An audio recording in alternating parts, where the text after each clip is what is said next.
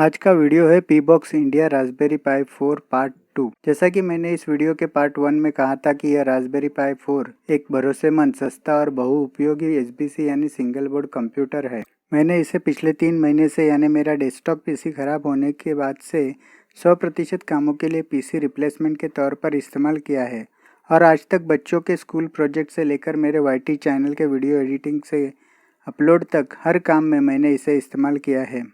आज के इस वीडियो में मैं आपको दिखाने वाला हूँ कि PBox इंडिया से मंगाने के बाद इस किट को असेंबल कैसे करते हैं। तो चलिए शुरू करते हैं।